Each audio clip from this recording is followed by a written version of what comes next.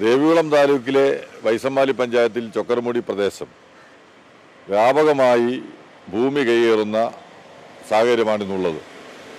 ഈ ഭൂമി കൈയേറ്റത്തിന് പിന്നിൽ CPI കേരളം ഭരിക്കുന്ന ഇടതുമുന്നണിയുടെ റവന്യൂ വകുപ്പ് കൈകാര്യം ചെയ്യുന്ന CPIയുടെ ജില്ലാ നേതൃത്വവും റവന്യൂ മന്ത്രിയും നേരിട്ട് അറിവോടുകൂടി നടത്തുന്ന ഭൂമി കൈയേറ്റമാണെന്ന് ഞങ്ങൾ ആരോപിക്കുകയാണ്. ഈ മേഖലയിൽ 100 കണക്കിന് ഏക്കറുകൾ വ്യാജ പട്ടയമുണ്ടാക്കിയും ഭരണസ്വാധീനം ഉപയോഗിച്ച് പട്ടയമുണ്ടാക്കിയും കയ്യേറുക മാത്രമല്ല, അവിടെ ഏക്കർ കണക്കിന് ഭൂമിയിൽ പാറഖനനം നടത്തുകയും 100 കണക്കിന് മരങ്ങൾ മുറിച്ചു കടത്തുകയും ചെയ്തിട്ടുണ്ട്. അവിടെ സ്വാഭാവികമായി ഒഴുകിക്കൊണ്ടിരുന്ന ചെറുപുഴകൾക്ക് നേരെ തടയണ നിർമ്മിച്ച് അവിടുത്തെ ഗോത്രവർഗ വംശകരായ ആളുകൾ ജീവിക്കുന്ന സ്ഥലത്തേക്കുള്ള ജല ലഭ്യത കൂടി തടഞ്ഞിരിക്കുന്നു. ഇത്രയേറെ നഗ്നമായ ഭൂമി കയ്യേറ്റവും ഖനനവും തടയണ നിർമ്മാണവും ഒക്കെ നടന്നിട്ടും ഭരിക്കുന്ന വകുപ്പും ഗവൺമെന്റും ഇത് അറിയുന്നില്ല എന്നുള്ളത് ഇതിനകത്ത് ഉള്ള വലിയ ഗൂഢാലോചനയാണ് പുറത്തു വരുന്നത്.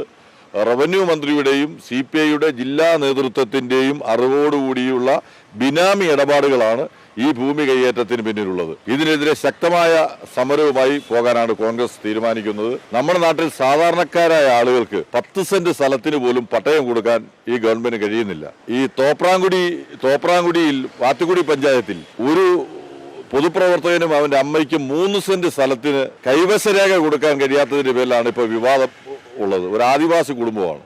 ആ സാഹചര്യം നിലനിൽക്കുന്ന ഇടുക്കിയിൽ 100 കണക്കിന് ഏക്കർ ഭൂമി ഇങ്ങനെ എങ്ങനെയാണ് കൈവശപ്പെടുത്താനും അവിടെ പാറഖനനവും അനധികൃത നിർമ്മാണവും റോഡ് നിർമ്മാണവും ഒക്കെ നടത്താൻ കഴിയുന്നത് എന്ന് ഗവൺമെന്റും റവന്യൂ വകുപ്പും വ്യക്തമാക്കണം.